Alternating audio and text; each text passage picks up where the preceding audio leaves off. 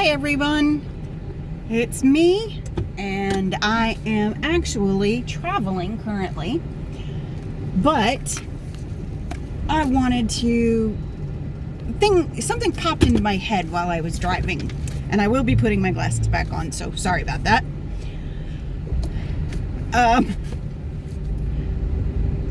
The thing that got me thinking was I actually passed a location and the smell of fresh cut grass hit me.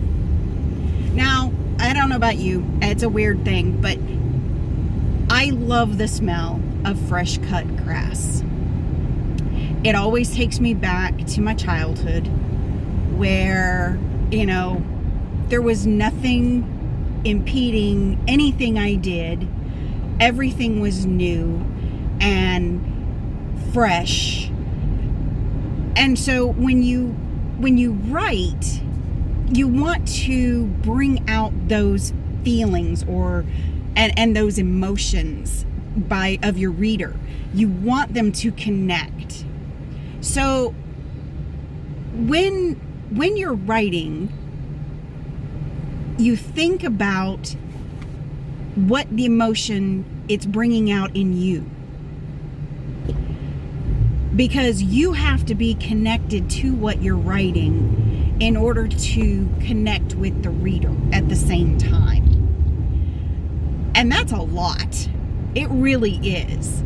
But in the end, you really write something powerful when you use your own emotions and how what you're writing affects you.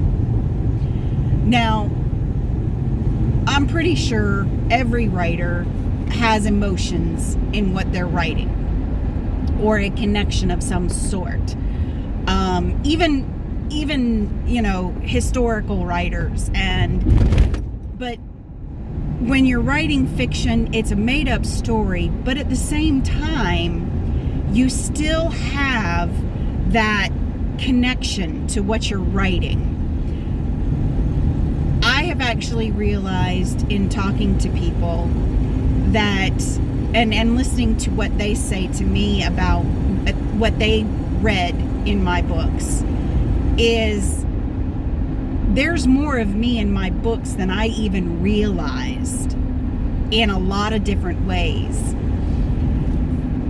I really, when I say blood, sweat, and tears, I'm not kidding. You really have to pour your own self into your writing. And when you're writing about yourself, that's easy enough to do. But when you're writing something else, sometimes it's not that easy. But I think that is where and how I channel my stories, is because I am so connected to them. And I believe that's why they come to me in dreams. It's a connection that I never really fully understood at first, and I don't know that I fully understand it yet, but at the same time, I feel it and I know it's there. And I do honestly believe that is why they come to me the way they do, and the reason that I write the way I do.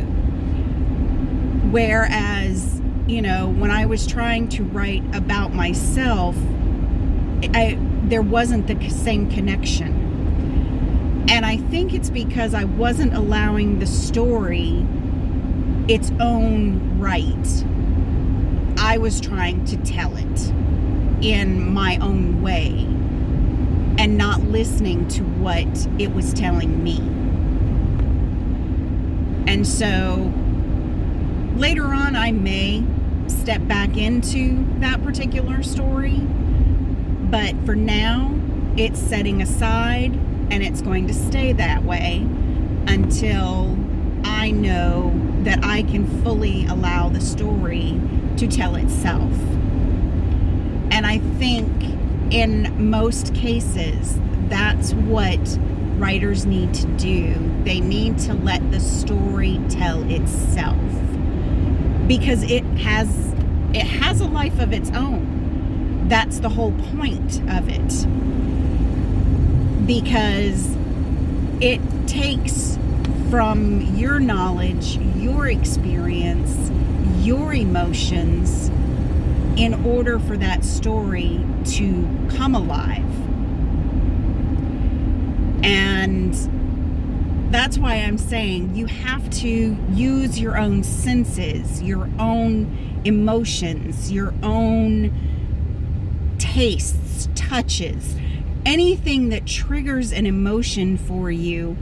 I would say take that and use it and see where it takes you when you allow it to take over when you're writing.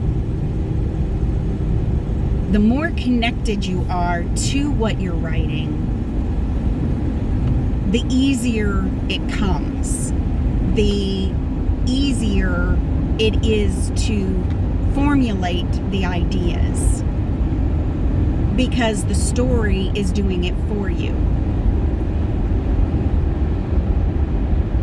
And I know that probably sounds pretty funny and pretty far-fetched, but I really think in a lot of ways that is how you get the best writing, is by being fully connected to it and allowing it to connect to you. It's always a two-way street.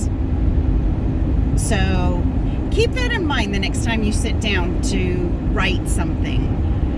Find your way to connect to it, whether it be the idea is formulating, and what emotion does that idea bring to you?